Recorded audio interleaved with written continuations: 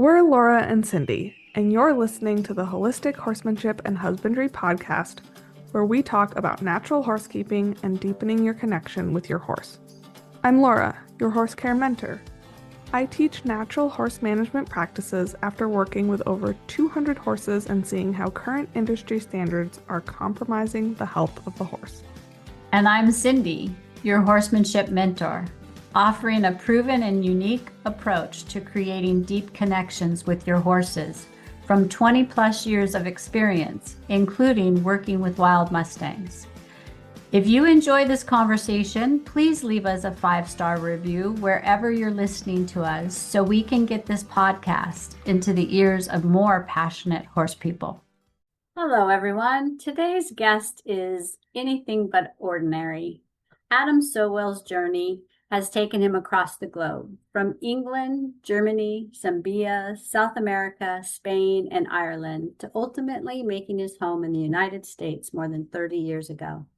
Along the way, he's worked with horses on mountain trails in Spain, trained at the world-renowned Coolmore Stud in Ireland, worked in film and television, served in executive protection for high-profile individuals, performed as a Hollywood stuntman, owned a fitness center, studied martial arts, taught Tai Chi and biomechanics, and pursued a lifelong passion for helping people and horses reach their potential.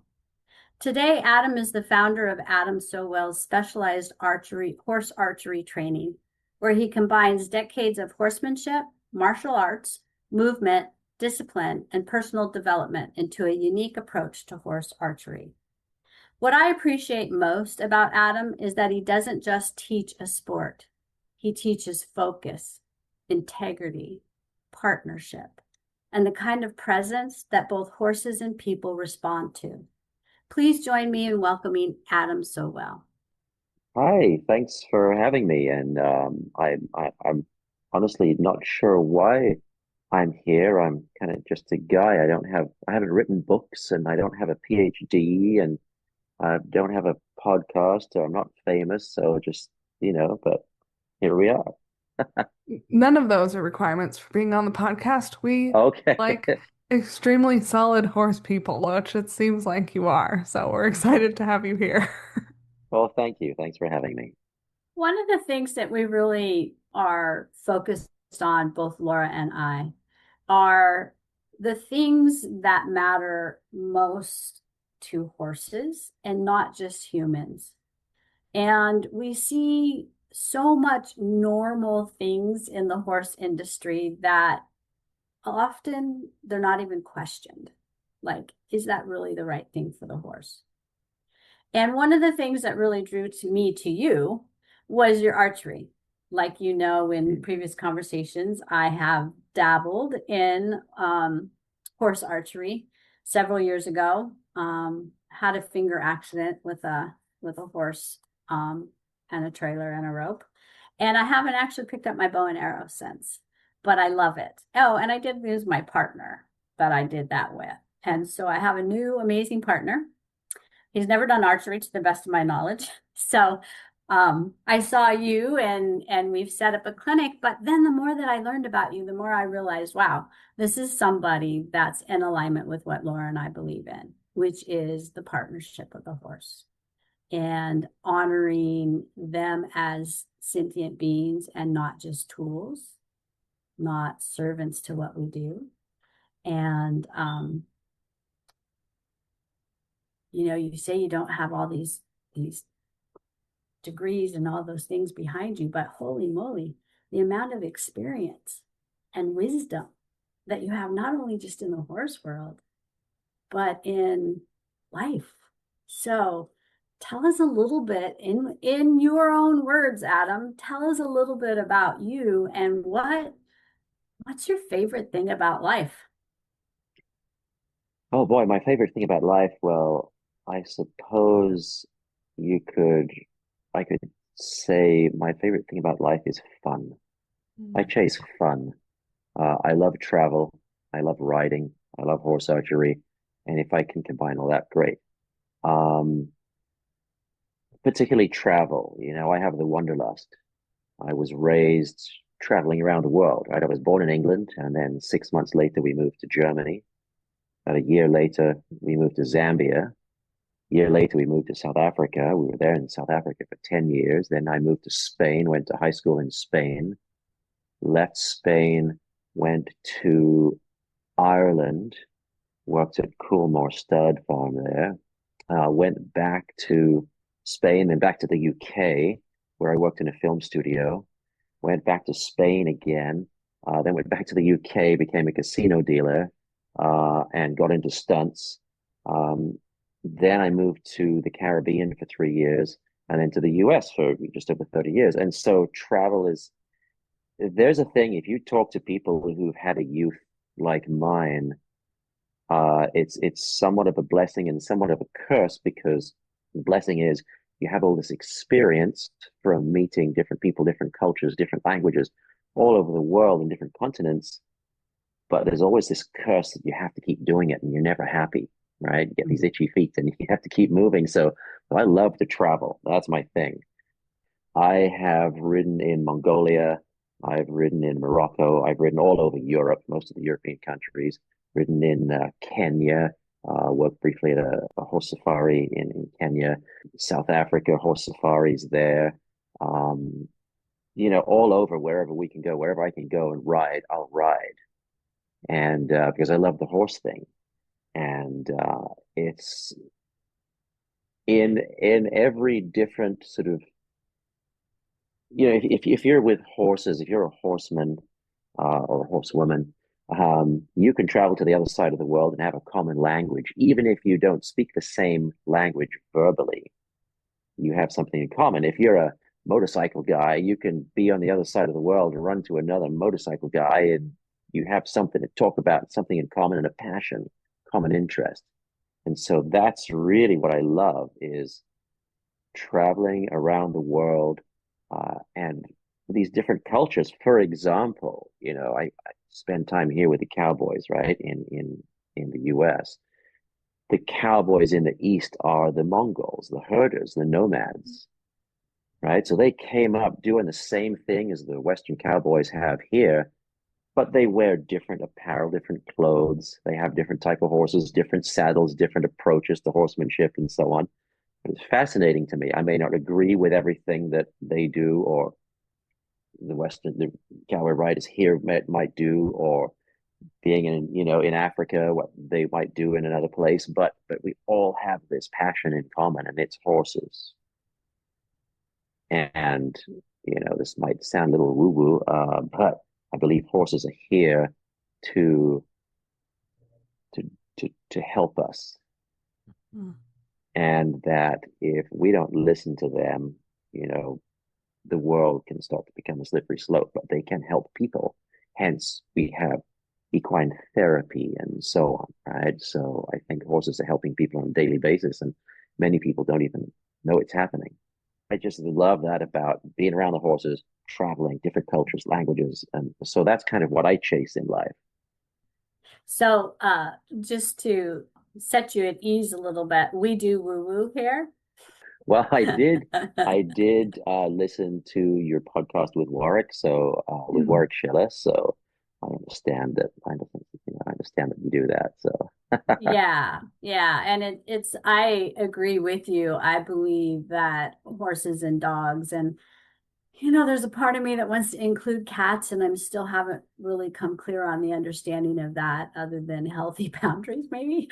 But I believe that horses and dogs are definitely here right alongside us to guide us. They have served us for centuries, and now they're serving us in such a huge, important, difficult, masterful way of trying to help us learn what's important, get back to Absolutely. that presence. Yeah. And I think that we're going through a stage now in the equine world where there are huge changes coming very quickly. I think for decades, even centuries, we used horses. We used them for battle. So they were necessary for us. They were necessary for transport, whether they were, pulling wagons or we were riding them into battle or whatever it might be. They were our mode of transportation for centuries. Now horses are no longer a necessity.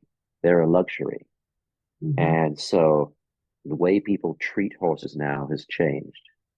Uh, and so you see people using them for performance now. And I just ran into this issue this last weekend. I was at the Western States Horse Expo in Mhm. Sacramento. And the horse I had borrowed, she wasn't comfortable in the indoor arena when we did the main event, which is the Saturday night event where some of the clinicians perform. So you've got the Frisian stallions in there performing, and you've got Kaylee Marie in there performing, you know, Liberty, and you've got Brendan Wise in there jumping bridleless and so on. And so I was going to do a demo in there. I kind of had a feeling my horse would not be comfortable in there. She'd exhibited some issues the previous night in the practice session. So on Saturday night, we get to the main event and it's my turn, and I go in and walk around. She's fine. I trot her around one time. They're setting up targets for me and a jump and so on. And she starts, I can tell she's starting to trigger stack. She's starting, I see an ear flick and I see an eye and a little head bob here, and just the little things that I noticed that quite possibly many riders wouldn't notice, but horsemen would. And I distinguish between the two. Um, and I consider myself somewhat of a horseman. I'm not an expert by any means, but I do consider myself somewhat of a horseman. So I noticed this. I thought, oh, here we go. I'll give it a try anyway. So I gave it a shot, and it didn't work out. She wasn't having any of it. There was a speaker, and she ran away from the speaker on the line that I was taking to shoot targets. And so I said, well, let's give it another try, one more try, and we'll just see. Maybe she'll be happy with that. And she wasn't. And so I brought her back to a walk, and I walked her out the gate, and I gave the announcer my cue to, like, we're gonna shut this down. I'm leaving. And then I sort of, we walked out with my head hung low, and I took her back to the stable and so on. We calmed her down. She was fine once we left the arena. But the next day, I was almost embarrassed to go in because I'd been with all these world-class performers. I mean, Brendan Wise performs all over the world. He's a meter 30 show jumper competing in Grand Prix, bridleless, right? So, so when there's people, I'm in the ring with people like this. And so I had my head hung low, and the next day I was sort of, like, oh, I'm just going to pretend that it didn't happen. And I had more than 20 people come up to me and say, we are so glad the way you treated that horse, the way you just walked out of the arena. You didn't take her so far over her threshold that next time it's going to be an ordeal to get her into an arena. And so I was sort of taken aback by that because I didn't expect that. But there were a lot of people who approached me about that the next day, the Sunday, which was actually yesterday. Um, and I think we're going through this time right now where there's sort of a bit of a battle, as a bit of a renaissance coming on with these softer methods and these more humane methods. And I get it. If you live on a ranch and you've got 10 cowboys working that ranch and they bring in 25 Mustangs that they got at the auction, and you've got to start these Mustangs and get them pushing cows in a week. I get it. They chuck them in a round pen, they throw a saddle on, there's a rodeo. The next week they're pushing cows on these Mustangs. I've seen it happen and I don't like it, but I get that they do that. It's just not for me. Mhm. And then we have on the opposite side of the spectrum, we have the Warwick Schillers of the world, and I've followed him quite a bit and we work with Ariel and I work with his methods as best we can and take clinics with him and so on. And we find huge benefit from what I suppose is called the woo woo woo, the newer, softer methods that are coming up. And I think it's really going to flip sometime soon to where the majority of people will be doing this. And they'll start to realize that once you get more in tune with the horse, and when I say more in tune with the horse, I mean by doing nothing, because you'll get so much done by just doing nothing with your horse and being there. When it's pouring with rain outside and it's muddy and I can't go and ride or do groundwork with the horses, I'll just go and stand with them in the paddock or in the stall and at the shelter and just stand with them and be with them, right? There's so much more of this. So I think we're going through this time. I'm so glad that I'm around at this point in time because there's all these changes, right? We had the Lions and the Brannemans and all these people are, started all this stuff and they started building. And I think right now we have, with social media and so on, there's just this big explosion of this type of horsemanship. And again, I call it horsemanship and not just riding because I know people who are not the greatest riders, but they're fantastic horsemen. And people who are fantastic horsemen don't very often ride at all. And so I think there's a definite divide between, a good horseman and a good rider. All we have to do is look at the Olympic Games for that and look at the current state of dressage, modern dressage, to see great riders. But horsemanship, no. I'm sorry, blue tongues and bleeding mouths and whip marks and spur marks, that's not horsemanship. There's a definite lack there. And so it's gone in that direction because of performance and money. Right. I also feel that nowadays people are starting their horses at 2 or 3 and riding them. This never happened before. This didn't happen even in medieval times when they were using horses for battle. Those horses were ground trained and socialized and trained to a point from the ground. And maybe they had saddles on them and they had some light weights on them and so on, but you weren't riding them into battle at 3 years old. They weren't touched. They weren't ridden into battle before they were 6 or 7 years old. And you had a cavalry that was defending the country or the state or whatever it might be. And they still weren't riding horses 6. Now it's all about money and how does my horse look? It's become shallow. And there definitely needs to be a huge turning point where we turn this back. And I look at the science because you can argue against that. I get it. There are plenty of people whose minds I will never change with that. And I could point them in the direction of, Dr. Deb Bennett, for example, who's, published studies on, and many other places have published studies on why you wouldn't ride a horse before the age of 6. There's hard science behind that. Sue Dyson, people like this, Bex Nairn. And if you follow Bex Nairn on, I just follow her on social media. I don't know her, but the stuff that she puts out is eye-opening. Ready to unlock true freedom with your horse? Join Unbridled Freedom, our private Facebook group for women on a spiritual journey in horsemanship. We don't fix our horses, we transform ourselves. This is your space to embrace challenges, celebrate victories, and deepen your bond with your horse. If you're ready to lead with wisdom, compassion, and inner peace, join us today. Let's dance with our horses as one. The link is in the show notes below. It doesn't lie. What it doesn't lie. The science doesn't lie. And it's there. And you at least read the science. Dr. Stephen Peters is now the big name in the equine world, right? And, the neuroscience behind it. And so on. And so this is how we learn. So, okay, great. At least read it, study it, learn about it. And then you can decide, okay, well, I don't necessarily think that's true. But when you come with an attitude of, I've been doing this for 35 years and you can't tell me anything about horses and I've never had a lame horse. Or, this is a big attitude in the farrier world. And I in the training world, I've been training horses for 40 years and there's nothing wrong with whipping a horse and beating a horse and yelling at a horse. And there's change in everything, right? So now we have people who can prove, look at Tammy Elkayam, right? They're putting out all this science.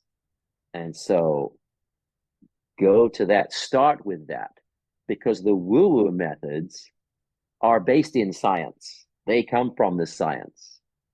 It's not some hippy dippy stuff that like, oh, I'm just going to try this and blow in my horse's nose and blow this. That's not it. It comes from science.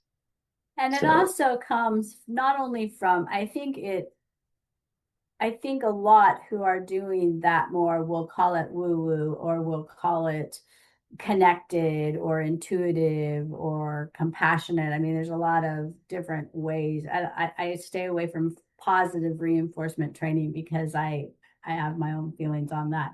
But it's deeper than just the science. I think the science now is finally proving what a lot of us have already known is that there's a way to engage with a horse that includes not just physically and mentally meaning getting control and making them acquiesce to what we're saying, but there's that emotional component and the connection to their nervous system through all of that. We who, before we did know the science, before the science has really taken off and started validating all of that, horses don't lie.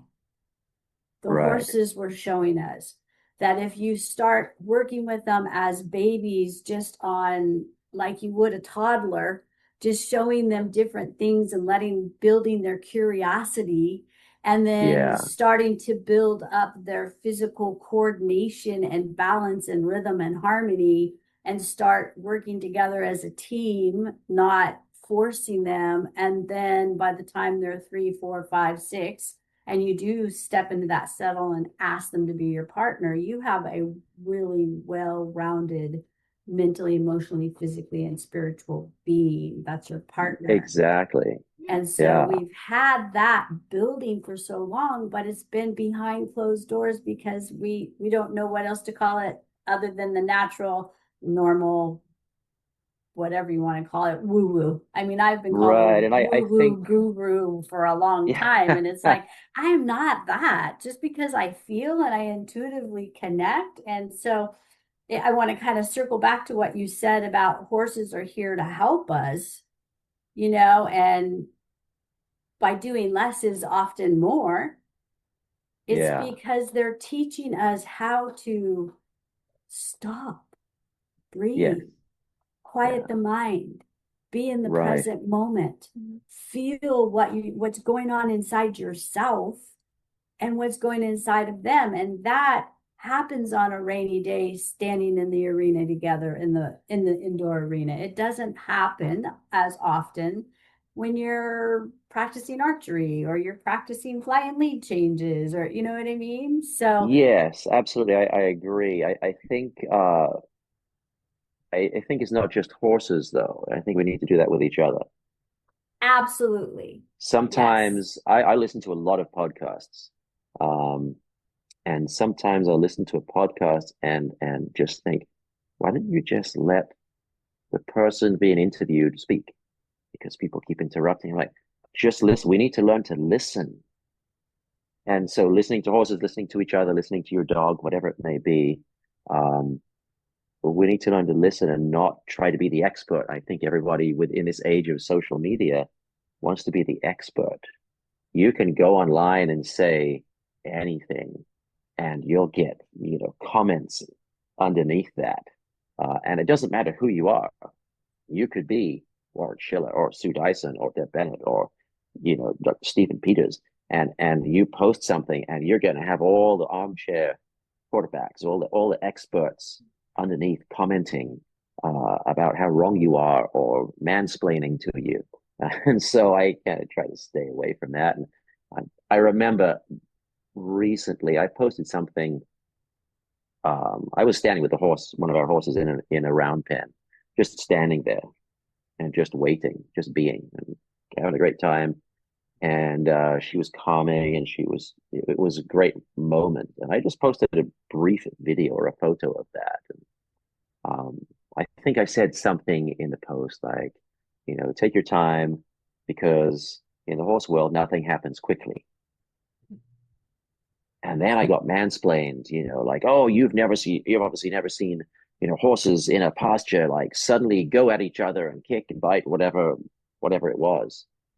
And so I didn't respond because I don't rise to that, but I just was thinking to myself, well, you're obviously missed like five or six things. If you think that it suddenly happened, you missed between those two, three, four, however many horses, you missed five or six things that happened. You missed the mare looking, and then you missed another horse approaching, and then you missed the ear, and then you missed the eye, and then you missed the glare, and then you missed the other one backing away, and then eventually it went to biting and fighting, God knows what. But because you're not listening, you're not watching, you're not paying attention, you just saw kicking and biting, right? Nothing in the horse world happens quickly.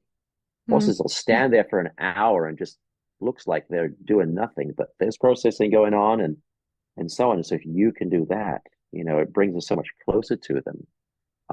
I worked with this lady in at Stanford. They have a program for employees at Stanford, and it's called Equanimity.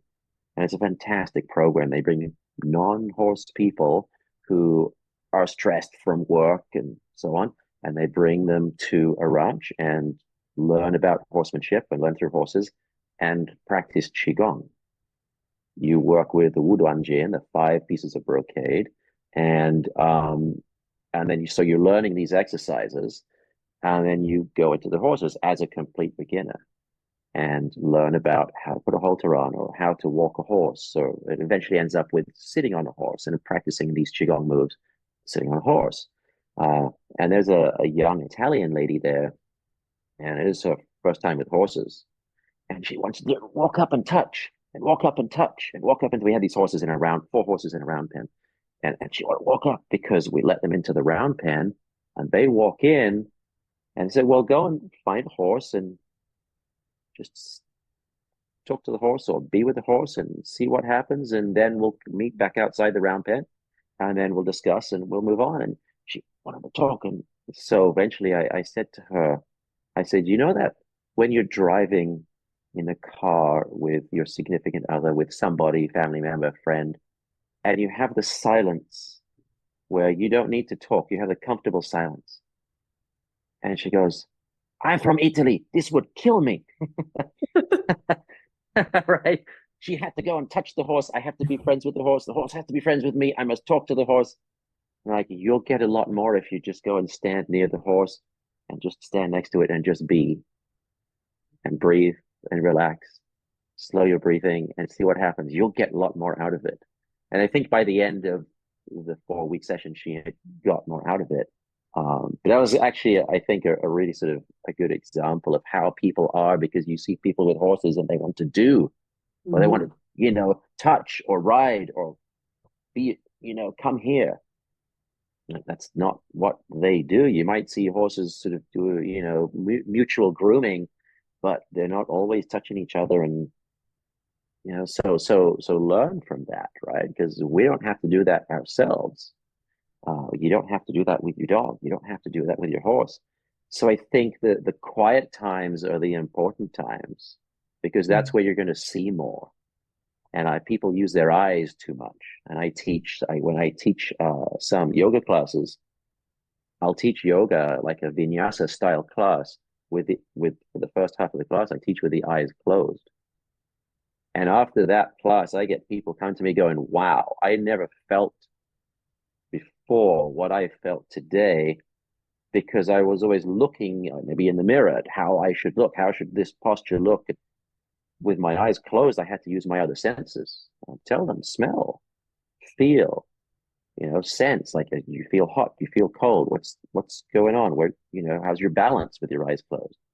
I think once we close our eyes, we can start to use our ears more, and our mind works better that way because we allow our eyes to take over, right?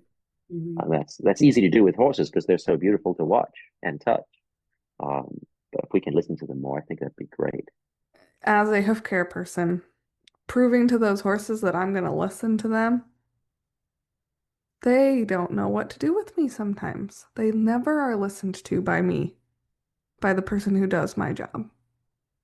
Yeah. And that's why I get hired, because people see me doing what I did this morning, which is spending an hour just running a hand down my leg until a horse cocked her leg, not doing anything. Because I saw all the Mm. scars up and down those legs and I saw all the trauma in that body and went, we have to start here today. Yeah. Yeah. Mhm.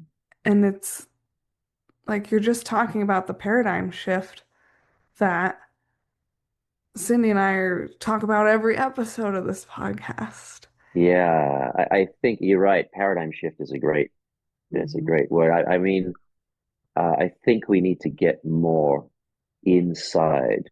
Like and it was hard for me, we've relatively recently gone down this rabbit hole. I've always been a rider, right? I've ridden horses since I was 4, competed in this and that, blah, blah, blah, the horse archery thing. I've always been a rider. I've always been an athlete, a professional athlete, right? So I've always worked as a stuntman. So technically, I'm a professional athlete. When I went to school in South Africa for the 10 years I was there, we had 2 hours of compulsory sports after school Wow. every day, 5 days a week. So even if you're not good, and I was never like the first one picked for the football team or the rugby team or whatever, but even if you're not good, you are raised with a sense of athleticism and a sense of balance and awareness, right? And coordination and so on. So I've always been that way inclined. My martial arts that I always trained in were always external, hard martial arts, fighting, breaking breaks, blah, blah, all the stuff. Until I came to Tai Chi. But so for when Ariel and I went with a couple of our horses down this sort of woo-woo horsemanship rabbit hole, um, it was kind of difficult for me to stop and listen because I'm a take charge guy. I'll stand up in front of 1,000 people and speak if I know what I'm talking about without any problem at all, without being nervous. So to go within and now be the listener and now not be the athlete guy, but to just be the quiet guy standing there next to a horse, and that was difficult at first. But more has changed in that short period of time since we started working with all this and I've been writing for 52 years now. In all the years before, it had just been riding, performing, jumping a meter 60 at all the whatever, racing down the track. And now it became a whole thing. Like now I'm happy to be with horses and not necessarily ride. I love riding, but I'm happy to be around the horses and not ride.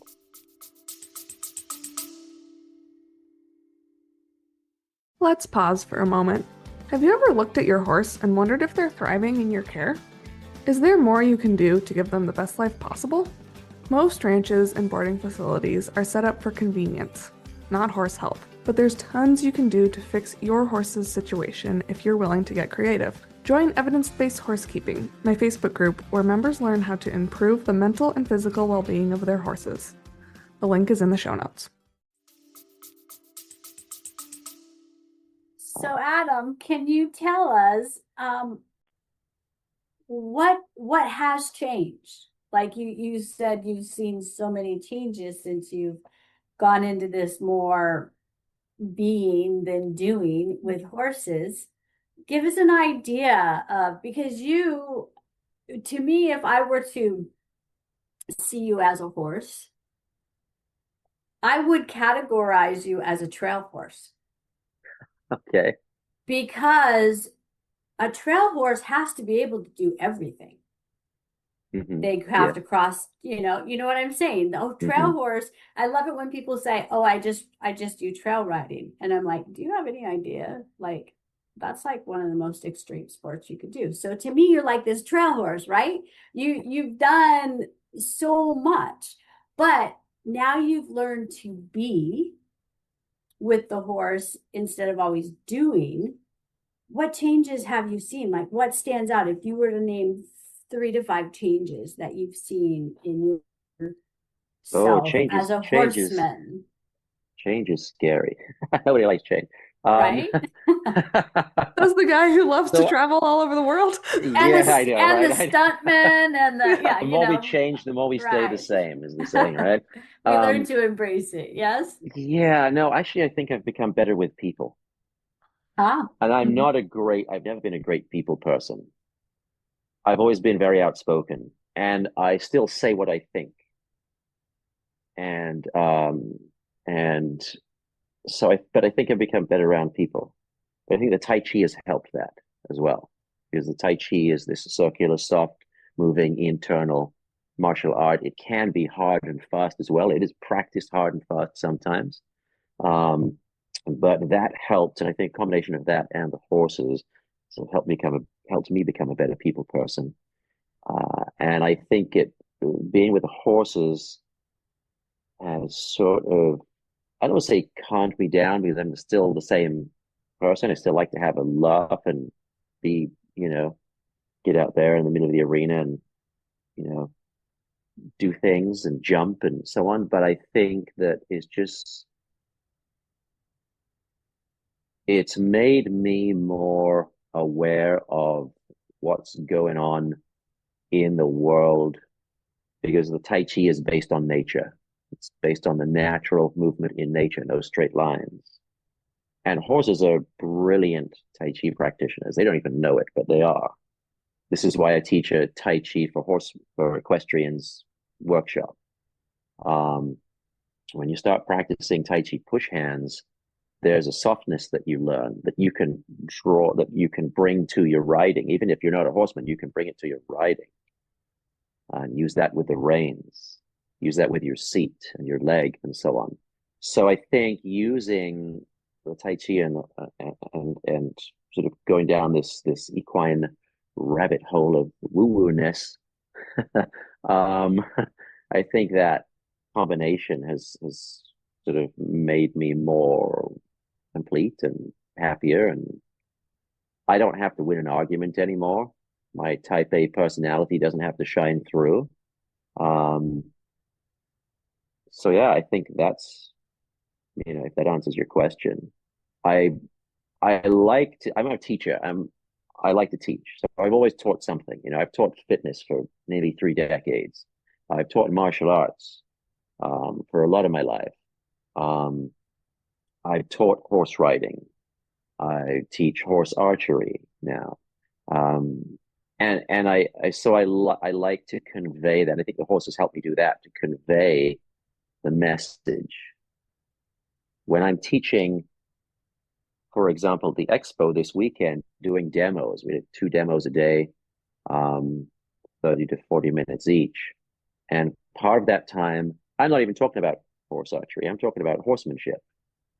Mhm. Because if you go on my website, the first thing you see at the top of the homepage is horsemanship first. I've competed all over, but I don't really care about the winning. I care about the horsemanship part. And I did go to a competition a couple of years ago, and there was a lack of horsemanship there. And I mean, there was some great horsemanship too, but there was a certain part of it that had a severe lack of horsemanship. Uh, and we saw this. And normally, if you go to a horse show, you don't, walk up to the judge or the organizer and go, "Hey, that horse is lame, and that rider's pulling that horse in the mouth, and that's wrong." And but you let it go, and maybe you write in afterwards, or you talk to somebody afterwards, to, upset the whole show. And so that's kind of what we did. And there was a big divide in the horse archery community because some people's horsemanship was not what it should be. And after the competition, Ariel and I and a few other people spoke up about it, and they were very unhappy with that. Um, but I will speak up, and I don't care. I'll go to my grave. I'll probably die defending some horse somewhere that's being beaten or kicked, and if that's how I have to go, then I'm happy with that. It's a worthy cause as far as I'm concerned, because they don't choose to be there. It's us who put them in that position. And it's not necessary, like I said earlier, for any of us. It's not necessary. Horses now are a pleasure. Doesn't matter. Even if you're a horse trainer, you don't have to be. we don't have to use horses. We choose to. They've been overbred, badly bred, badly used, and so on. And I think that that's going to turn. I think that side of the horse world will change as well soon, I because agree. you have people who, well, I want a horse. Great, I want a gray horse because I like gray horses. So they go and get a gray horse. Well, I want to jump that gray horse because I want to be a jumper. Well, yeah, but your horse doesn't have a conformation for jumping. Or I want that horse to do dressage or roping or reining. Well, your horse doesn't have the conformation for reining, and so on, right? Mhm. And so instead of choosing the other way around, okay, I want to get into reining. Great. Well, let's choose a horse that's good for reining. Or let's choose a horse that's great for show jumping. Um, Maybe we've no, it's seen like I enough want that. melanomas to know that gray horses shouldn't exist anymore. Probably should, exactly. And we have two grays, both Andalusians, and one of them has started with the melanomas. Oh, And sorry. we know it's a matter of time. Of course, they come to, we don't choose them, they choose us, right? Yes. Right. And so we have these two troublemakers who are in our midst right now, both grays and one slightly older, and it's starting. And Yeah, yeah. it's sad. It's a The only sad thing thing to see. I do is love them every day, but at the beginner levels of I don't even know color genetics that well, but the people who are breeding them should. Right. Yes. And we need Yeah. to stop breeding gray horses. And I think that, again, the horses choose you. You don't choose them. They come into your life when you need whatever it is they are bringing to you, right? That's what I believe. And people as well, and dogs and cats and, Absolutely. Hmm. you know, your life situation, wherever you might be in the world. Oh my goodness, my job took us to Azerbaijan. Why are we in Azerbaijan? Well, you're supposed to be there for a reason, right?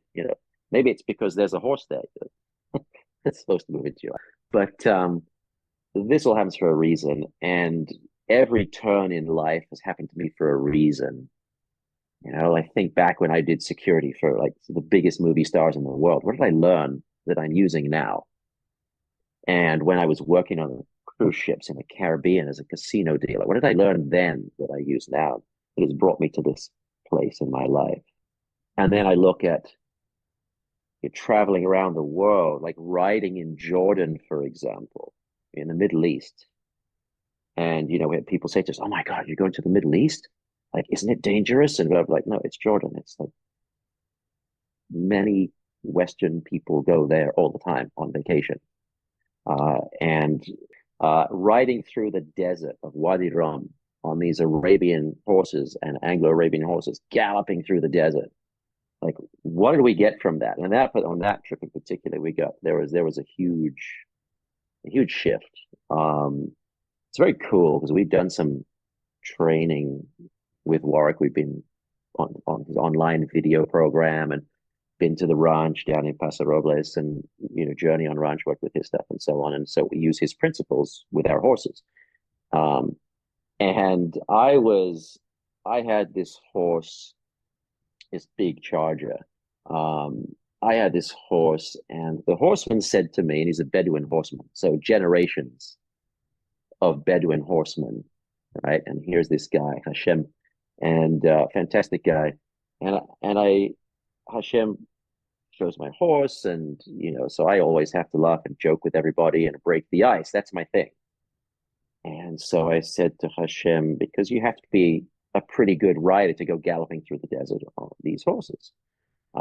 And so everybody writes in, oh yes, I'm this, I'm a good rider and I do this and I do, but everybody thinks they're an expert rider. So he doesn't know until we actually get there whether we can really ride or not. So we get there and he shows me my horse, and I look at the horse and I point at the horse's head and I go, "Is that the front or the back of the horse?" And he looked at me for a second, like, "Oh my God." And then he realized like I was just messing with him. And so we had a good laugh. So the next day we go ride through, we leave the area of Petra and we ride it towards Wadi Rum. And we camp that night and we get up the next day. And he tells me, "Hey, this horse does not like to be brushed, just so you know." And so I've got a, brush and a curry in my hand, like, okay, but they need to be brushed because they've been rolling in the sand desert. So we need to clean that up. And so like, okay, so what do I do? I'm thinking in my head, like, what would Warwick do? You know, that's what I'm trying to think. So I go up to the horse and I don't know if Warwick would do this at all, but I showed the horse the brush and the curry. And I stood there and I waited and I waited and I waited. Everyone else is brushing their horses and tacking up and so on. And I waited and the horses sniffed the brush. And it took a sec and then just kind of whatever. And so then I went to him and I started brushing. Never had a problem brushing that horse after the first day. Never had a problem. Now I don't know if that's some woo-woo thing or that's just I just got lucky and horse didn't have a problem with me or whatever. But yeah, right. So that was sort of a shift. That was a big thing for me right then. And then we're riding through the desert, and you think you're galloping through the desert in 100 degrees, and you need to rest. Now these horses just want to charge and run and gallop and race. Um, and and this guy and his horses, they had such a connection, and he's so great with the horses. And here's this Bedouin guy he's wearing flip-flops and chain smoking and galloping through the desert with his shemagh around his head and telling jokes and so on, and talking to us about Bedouin medicine for horses, where one of the horses that was with us had a broken leg the year before. Wow. And this horse wasn't even a little bit lame. And he'd Wow. enter this horse into a horse race like 6 months later. And this horse was like perfect. Right. And so you learn all these little experiences all add up to like, what am I doing today? What am I doing now? How am I working with the horse I have today? Or the horse that I have right now. Another thing that happened there with Hashem was before we went on this ride, we stayed in Amman, which is the capital of Jordan, in this beautiful hotel. And then we had a morning where we didn't have much going on. So we thought, well, let's, look around. So I sort of, I pull up my iPhone, of course, and I look on Google Maps. It's like, is there any stables nearby? It just happens there was a stable. It's like 5 minutes down the road. So we get a taxi, we go to the stables and we walk in and it was a jumping stables. And they had these huge, I want to say Dutch warm bloods in there. And these horses were probably between 150 and 250 pounds underweight. And they had sores and they had spur scars and so on, right? And these horses were kept in 10 by 10 stalls. Some of them were chained in the stalls. Yeah. And we found out that they keep them underweight so they don't have too much energy for the riders, okay, for the students. And so we saw this, we saw a few horses, we turned around, we walked out. Well, a few days later, we're riding through the desert with Hashem, our horseman. And I said to him, hey, we went to this place, and I told him the story, and he goes, tell me which place this is, because he and his family and his, 1,000 cousins or have this. They're part of a group. They run this group it's basically an equine welfare group. And what they do is they go around to different stables in the area.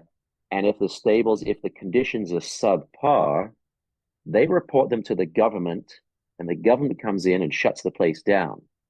Wow. And then Hashem's family will go in and take care of the horses and build the business back up and help them. And so I told him, and then a week after we got back to the US, he texted me and said, hey, just so you know, we went into that place and we shut it down. The government came in, and because in Jordan, we don't want to be known for this. We don't want to be known to have our horses in poor conditions. And so there's a big learning thing, because I've seen horses in conditions like that here in Silicon Valley. Right. Yeah. And we should know better, especially here, because everyone has one of these little rectangular things, that they carry in their pocket that has all the information on the whole world. Right. on it that we can access at any time of the day or night, we should know better than that. And here I am in the middle of the desert in Jordan with these magnificent Anglo-Arabians galloping through the desert, having a wonderful time. And if you say to somebody, horses, Middle East, they might cringe or they might go, "Ooh, I don't know about that." Mm-hmm. You know, but if I said to you horses, Silicon Valley, you might think of, you know, shiny, glistening show jumpers and dressage horses. Right. But I've seen just down the road from where I live right now, I've seen horses that are in conditions like those other horses in Jordan. Laura and I were just talking about that this morning. She had an experience. She's a part of a paradigm shift in the farrier world of our industry, but we were talking, Yes. yes, we'll let her talk about that if she wants, but we were talking about the fact that not only should we know better, but we should be doing better Yes. because they are current enforcement. Their standard for horses is food, water, and shelter. And if you Hmm. go there and that's there, then they turn around and walk away, which is insane because where you guys went, there was It was food, food. water, and shelter, right? But the Yeah, horses were underweight, they that was were it. treated inhumanely.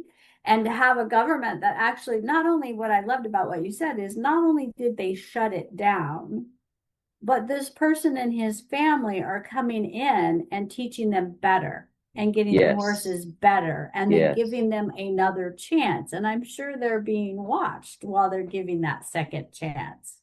Like, are you Oh, going to change your absolutely. ways? Yes. Absolutely. And yeah, I mean, you've got these horses and like, what does it cost to get yourself a Dutch warm blood from in Right. Jordan? Like, you've spent some time and effort and money doing this. Why would you, let it get to that? And it's not for me to judge. Like maybe there was no business and there was no money, and I don't know, but it's not how I would do things. And um, I mean, we had last year, unfortunately, we had to put down our mare Brulé, our Anglo-Arabian mare, beautiful horse. She was doing really well with the horse archery and so on, fantastic. 22 years old, but she had DSLD.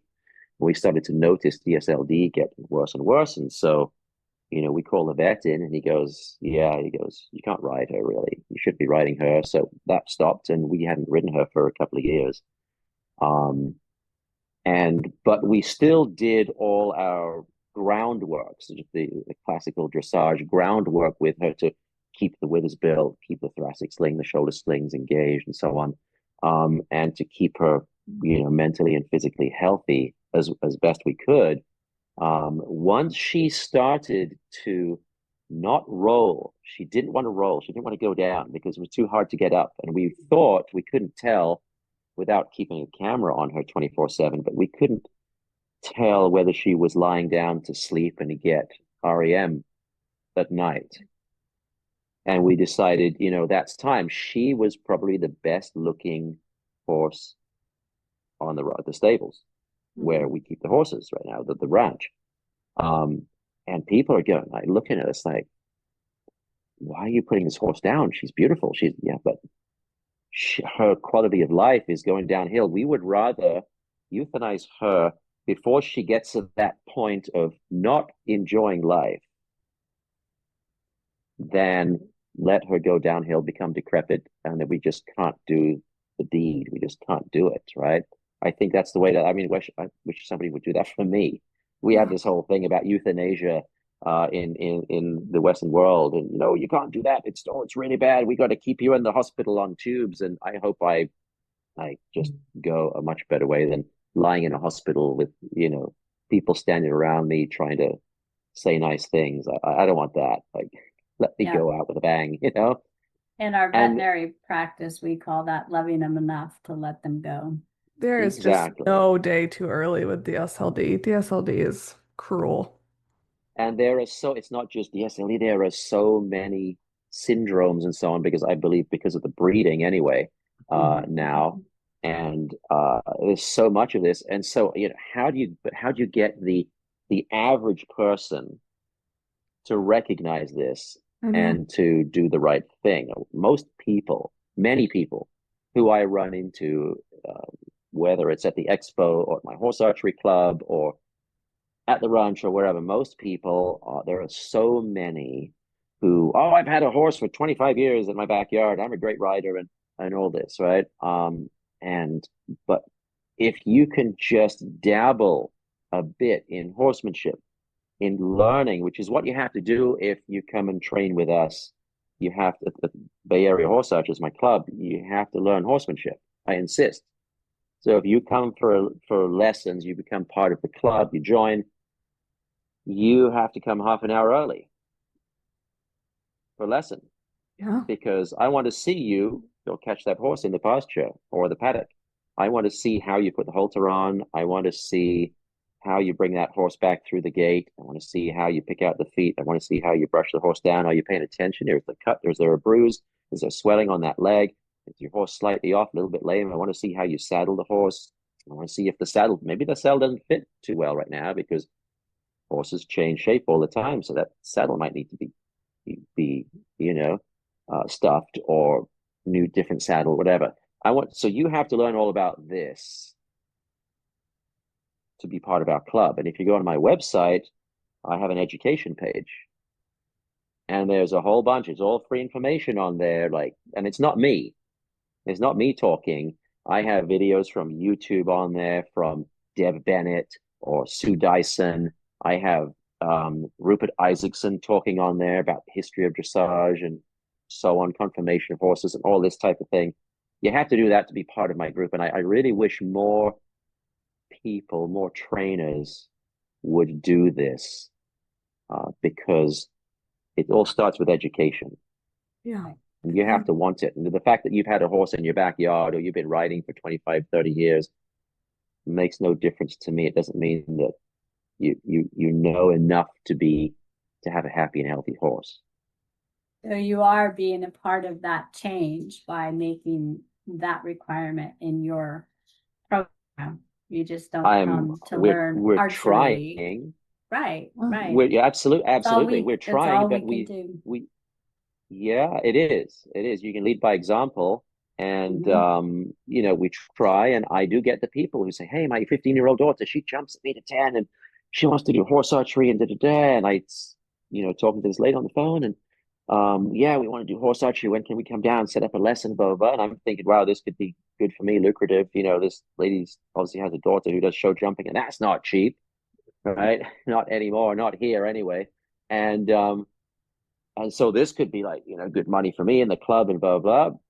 And then I tell her what she needs to do, and oh yeah, okay. Well, when we go riding, we have somebody that the trainer or the groom, tacks up the horse and gives, hands the reins to my daughter. So, I don't think she's.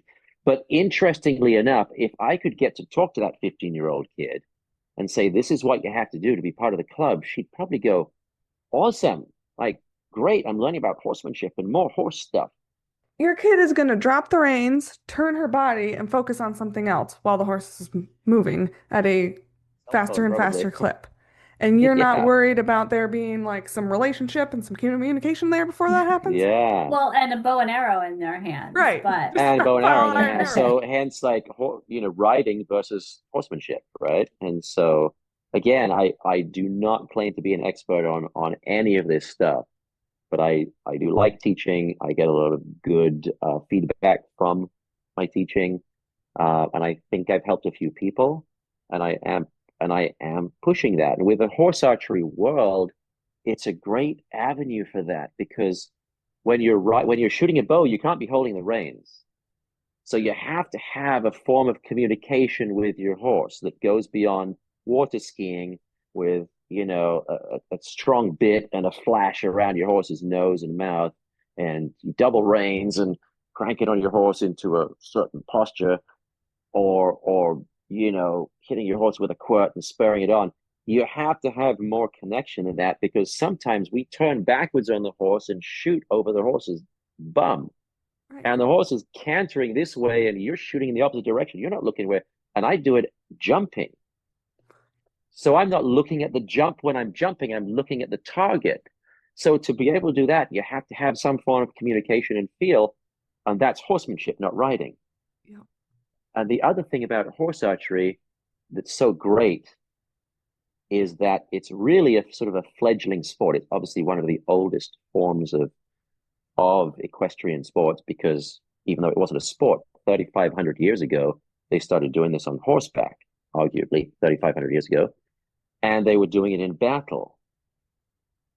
Well, now the positions of the targets mimics the shots that you would have taken in battle. Side shot, shooting towards your enemy; front shot, shooting while retreating; back shot, shooting an enemy either lying on the ground or hiding down a well or behind a stone wall. That's a ground shot. Shooting up at a tower, jumping and shooting. You have to jump dead and dying soldiers and horses on the battlefield. So that's what the targets mimic in modern sport horse archery. But really nothing's changed. Those guys way back had to be horsemen. They lived on horseback. Right? They ate horse meat. If you look at the Mongols, they ate horse meat. I mean, they milked their horses. They used the bones. They used the skin. They used everything. So not that you have to do that now, but you have to have a connection with your horse. And so with horse archery starting up again around the 1980s, it's really still a fledgling sport. We have the ability, before it gets bigger, to be able to guide it in a really good way, rather than have to go the way that modern dressage has gone and then bring it back from the brink. And so the IHAA, which is the International Horse Archery Alliance, has applied to they petitioned the Olympic Committee for it to become an Olympic sport. Wow. And I'm in two minds about this, because then at that point you'd be under the fist of the FEI, basically. I'm not sure I agree with everything FEI does, and the Olympic Committee, and I'm not sure that I agree with everything the Olympic Committee does. But right now, if you look at horse archery, it's sort of here and there and everywhere. It's a grassroots sport, and I think if we can guide it in the right direction, it's a phenomenal avenue to get people to learn horsemanship because of what's required. You can have any horse. There's no specific horse that is better. It's not, well, quarter horses are the best or thoroughbreds are the best. There's no better horse for horse archery. You might want to have a leggier horse for the cross-country track. But for the shorter straight track, the 90 and 110 meter tracks, you don't need a leggy horse that's, jump across country jumps and so on. So it doesn't matter. What matters is the connection you have with the horse and your ability to not yank your horse in the mouth with a sharp bit when you're shooting backwards and your horse goes left instead of right, and then you panic. And that's why I encourage people to ride bitless in the horse archery community, because things like that can happen, right, to all of us. So I think horse archery is a phenomenal sport to be able to impart this type of information, the horsemanship aspect. When you travel in horse archery, most people, unless it's relatively local, you don't take your horse. Like if I'm competing in France, I'm not taking horses to France. I'm riding their horses. Last year we competed in South Africa. We didn't take our horses to South Africa. We ride what we're given there. And so when you get what you're given, and we've seen this in the Olympics with I believe it's the pentathlon, is it? Oh, where they ride horses, right? We saw a little thing go on there in the last Olympics, or the Olympics before. I can't quite remember. But you get this horse and you don't know what that horse is going to do. We went to France and I had this former champion eventing horse that he just blew through everything. It was fantastic. So that's a great thing, because now you get the experience of riding other people's horses, and it's not your quarter horse or your Arabian or your thoroughbred. It's some horse you've never even seen before and may never see again. And that's fantastic, because that's great horsemanship experience. So you think if it became an Olympic sport, it would be the same thing? You would get what you're given? Yes. Yeah. Because if it became an Olympic sport, and my personal view, and I could be completely wrong about this, but my personal view is that within a decade or two at the most, there probably will not be equestrian sports in the Olympics. There's no audience for it. When do you watch it? It's like on at 2 a.m. at ESPN2 or God knows, whatever it is here. Nobody watches it. So there's no audience for it, and it's incredibly expensive. Taking horses overseas, and there's all the shots and the climatization when you get there and all the stuff that you have to do to make it happen. It's incredibly expensive. And so there's not that money in horse archery, right? So yes, the hosting country would have to supply the horses. And at that point, you have to go, well, what is the hosting country? Because I know of horse archery competitions that have happened in certain countries. I'm not going to name them, but okay, I will. Turkey, for example. And there was a debacle in Turkey where half the riders wouldn't ride and couldn't ride. They couldn't ride the horses. The horses couldn't run. They were lame and so on, right? And there are different groups, obviously, in Turkey, but this was not an internationally sanctioned competition, but it was a big competition. People from the US, friends of mine, and all over the world went there. So let's say Turkey petitions to have the Olympics, and that happens. That can't be a thing, Right. right?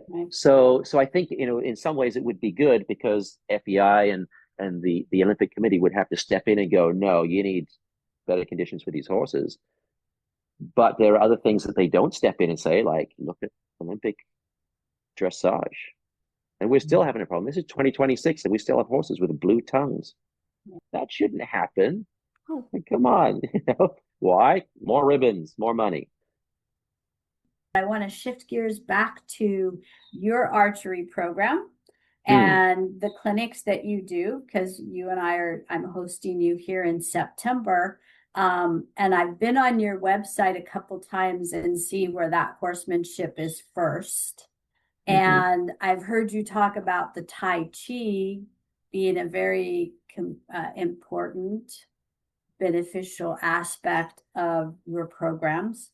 So for our listeners, local, near and far, who might be really interested in learning more about horse archery and maybe even participating in it, what do you want to share about attending about the clinic? sport? Yeah, about your clinic specifically, like, because I'm having you here, and I've done some archery. I haven't done it on my horse. I teach horsemanship. I'm not an expert. I don't know that I ever will be. I will die trying to be better than I am today. But like, what would you expect? What is a person to Okay, expect? so first let me say anybody can learn and play with horse archery. You don't need to be a phenomenal rider. You don't need to be a former eventer or anything, right? You can be a relative beginner. You don't have to have ever picked up a bow. So anyone can do horse archery. You can actually even compete in horse archery competitions at a walk. We have walk, trot, and canter competitions. So anyone can do it. That's the first thing that's important. Don't be afraid of that. We contain it, so we keep it small, no more than 12 people, so that it doesn't become a zoo. We teach in arenas initially so that it's contained. You don't have to worry about your horse galloping off into the sunset, or your kid on a horse galloping off into the sunset. If it comes to it, we will pony you. We will hand walk you down the track while you shoot. I'm fine with that. So what we do is we start out in the morning with ground archery, because learning to nock an arrow, put an arrow on the string, is not the easiest thing on horseback when a horse is moving, right? So we learn that, get the basics of that first, and we'll do that for an hour or two in the morning. Then we work with the horses, and you have to bring your own horses unless you have a friend who will supply you with a horse, because I don't supply horses. I don't supply horses for, number one, I can't afford to have any more horses. Number two, I want people who are committed, who are interested. I don't do children's parties. So I want people who are, if you have a horse, you're obviously interested in horses. So you've made that much commitment for certain, right? So right after ground archery, you'll work with the horses and get them happy with it. Because I've had horses who were, they'd done everything, parades and carried the flag and jumped and God knows what. They're bomb proof, as people like to call them. And you shoot an arrow off that horse's back and it loses it. Because cowboy shooting or shooting a gun off a horse is very different when you plug a horse's ears because it can't see the round coming out of the gun.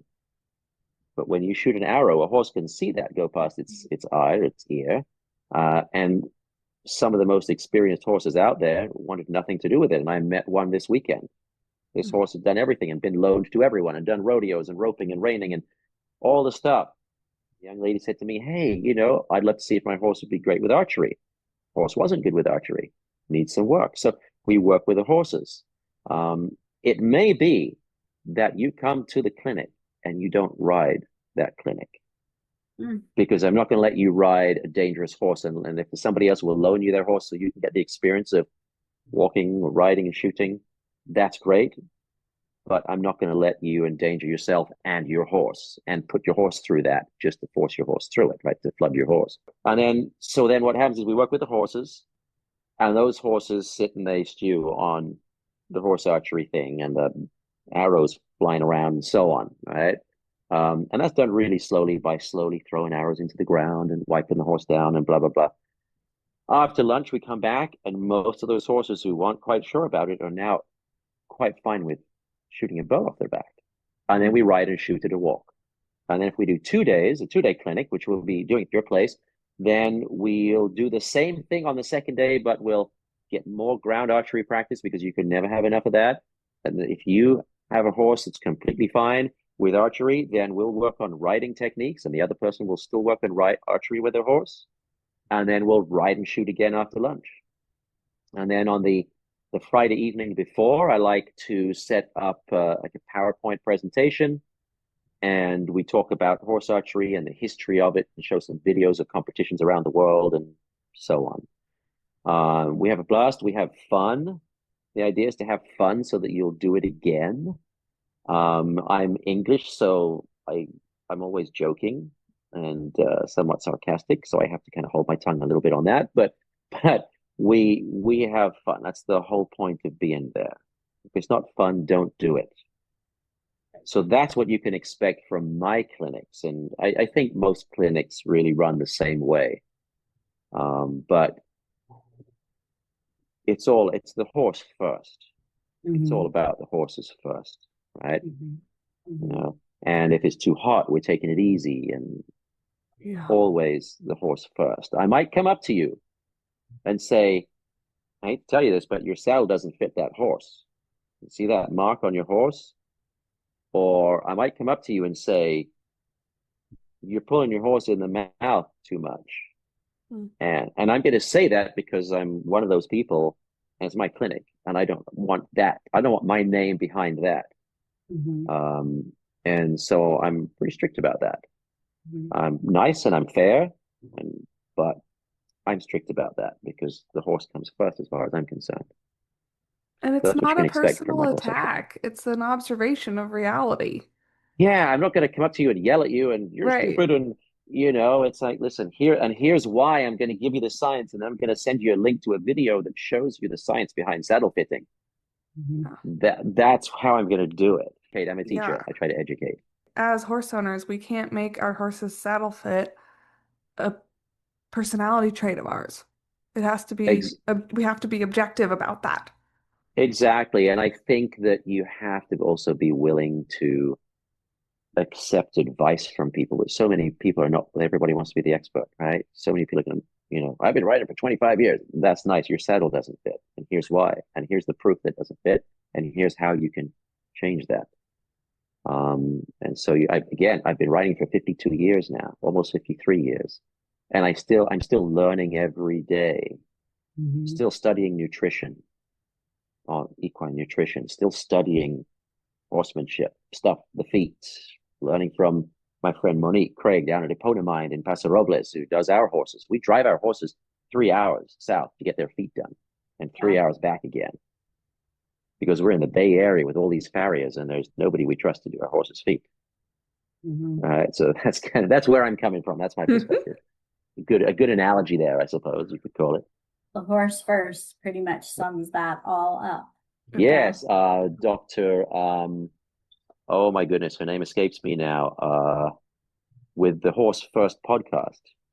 specialist in shivers. She helped us with our horse with shivers. She's cured all these horses from shivers. Audrey DeClue, thank you. Dr. Good. Audrey DeClue, the Horse First podcast. Really good one. I'll have to Yeah. check into that one. I haven't. Yeah, I've she's heard the great. Horse First podcast, but I've never listened to it. Yeah, she's great. So, there was one other burning question I had for you.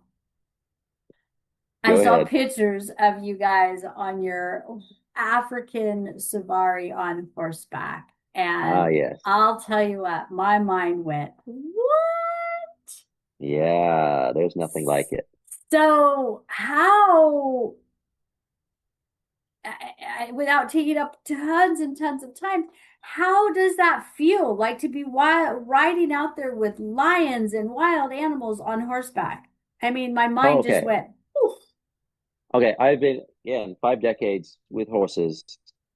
There is nothing that compares to being on the back of a beautiful horse on a beautiful Steuben saddle, meters, feet from an elephant or a pride of lions, herd of elephants, rhino, seeing endangered species, the big five on from the back of a horse. There is nothing. If you can ride, you have to do that at some point in your life. You are missing out. It should go from nowhere to the top of your bucket list. Wow. I've been on a few horse safaris in South Africa, and I have a friend named Holly, and she runs an agency in the UK named Far and Ride, and they go on all the tours. It's in a vacation, a holiday agency, a travel agency, but equestrian only, and they go on all the tours because they have to experience what these venues are doing and what condition are the horses in and so on. Mm-hmm. And I think Holly goes back to my friends in South Africa. She goes on horse safaris all the time. She's always looking for an excuse to go on horse safari. There's nothing like it to be able to, because what happens is, for example, with the lions, you come into the vicinity of the lions, and I go to a place in South Africa called Wait a Little, and African Big Five horse safaris, and we ride with Philip, the owner. He's been doing this for, I don't know, 25, 30 years. He's, they have different levels of guides, and he's the top level, the Big Five guide, and he's just amazing. He knows these animals. So it's not like you're being put in danger. Mm-hmm. So he knows these animals. You go out there and you ride with Philip, and he's talking about this and that, and okay, look, there's a lion track. Let's follow that lion track. So you're trekking through the bush, like the bush. It's not like Kenya, because people imagine horse safari like it is in Kenya or Tanzania, these big savanna, the plains, and you look over there and 2 miles away are the elephants. Like in South Africa, it's bush, right? Trees everywhere. So you ride around a corner like, oh, there's an elephant, And so you follow, and the horses start to let you know, and you watch the horse's ears, and the horse's ears start to prick up, and then the horse starts to blow. The lions are close. Okay, we stop here. We wait. We sit and we wait. And then the horses maybe start to shift a little bit. And then, where's the lion? We're upwind. Are we upwind? Are we downwind? And then Philip knows, I think he might be behind this bush. There's a rock. Let's backtrack, go around this way, and see if we can find this lion. And so then you backtrack a little bit, and you're quiet, and you stop talking, and you let the horses do their thing. And so then the horses and the wild animals have this relationship with the horses, because now they start to trust this other animal. Whereas if you're there in a Jeep or a Land Rover, it's like you come along in your diesel Land Rover, And so, but on horseback, it's a whole different world, and you're quiet and you listen and you watch, and you cannot sit there long enough to watch this huge elephant staring at you, the mother elephant, and there's a baby over there. And so you have to be careful. You have to know where to be. So you have to trust what Philip does. And then you go back in the evening, you go out riding in the morning and when it's cooler, and you go riding in the evening again for a few hours when it's cooler. And then you go back after the ride in the evening, you have sundowners on the way home. So stop and the Land Rover meets you and you have drinks, and then you get back on your horse and ride back to the lodge, and you have dinner on this long table, and everyone's sitting around talking about their experience. And listening to Philip talk about his experiences with the animals and so on, and uh, the interns who work there who come from Germany or England and they're working there for 3 months and their experiences and so on, or the guests from around the world. And mostly on these trips, they're smaller. They have like 7 or 8 people max, 7 or 8 guests maximum. So it's not a zoo. Um, and so that's what it's, I mean, I can't really convey it. And my videos, I have videos on YouTube of this. And I have to admit, I take them with my iPhone from horseback and I think they're pretty cool, but it doesn't convey being there. There's nothing like experiencing it, It right? There's nothing in the sounds world after over 5 decades riding horses. There's nothing in the world like that. It It's sounds absolutely astounding. incredible. And I mean, I like that it's a small group and I like that there's you've got a travel agent that's like screening all of this for you so you know where Yes, you're very going. important. And then it sounds like you have an amazing guide. So Adam, how can people, and we will have all this in the show notes as well, but just for a moment, how can people find your website? Find you on Facebook, YouTube, because you're a fascinating person. I appreciate the time that you've spent with us. I feel like I could listen to you for hours on multiple topics. I mean, we didn't even get into the whole stunt stuff, which to me is like, Yeah, or the stunt time the riding on Dr. Quinn, Medicine Woman, and and crashing cars, and the martial arts, which I believe horsemanship is a lot like martial arts. yes, it should be. It's a practice, it's a way of life. Hmm. It's Hmm. not a hobby or a sport or something that Yes, you pick up and you put down. For me, it's they both go hand in hand. And I also believe that horsemanship's a lot like ballroom dancing. When yeah, you watch those amazing ballroom dancing partners, and I remind people of this all the time, they don't just meet at the competition, put their shoes on, and go do it. right. And you can be a great lead ballroom dancer, and if you don't have a great follower, you can muddle through, but it's not going to end well. And you can be a great follower, but if you don't have someone who can lead, it's not going to end well. And that's the same, really, the symbiotic relationship that you need with your horse. Yes, So to yes. answer your question, my website is bayareahorsearchers.com, and everything's on there. So you just go there on the homepage. There's a link to my Facebook. There's a link to my YouTube. And on YouTube, I have a bunch of free videos on how to get started with horse archery, how to nock an arrow, how to all that sort of stuff, um, shooting drills. And then I have my vacation videos in like from Morocco and Jordan and wherever else I was riding, Mongolia, all on my YouTube channel. And hopefully there'll be more on there soon. I believe we're going to Morocco again this year with a 9 day or a couple of 9 day horse archery retreats. Come Oh, to wow. Morocco, ride beautiful Arabians down the desert, down the beaches, these beautiful long sandy beaches, and learn horse archery and stay in a beautiful place, and then go and meet Moroccan Arabian horses at their shows. And yeah, So will you be the teaching the archery? yes, Ariel and I will be teaching the archery, and the local guy, Ali, he's known on all over social media for his galloping horses, bareback and bridleless, flat out down the beaches of Morocco. So yeah.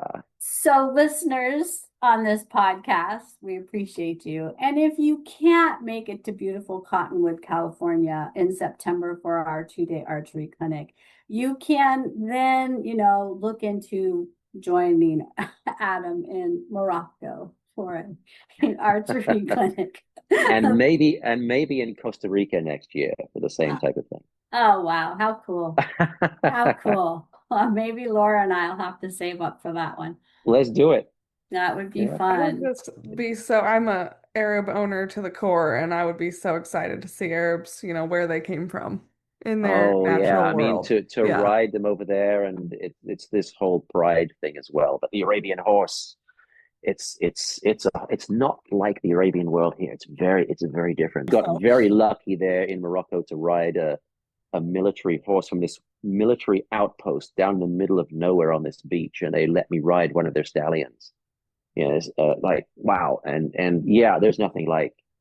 It's been amazing spending this time with you. I mean, gosh, it makes my world feel very, very small Ah, compared to all the things that you've well, done and well, as I how say, I'm not an expert, but I chase the fun.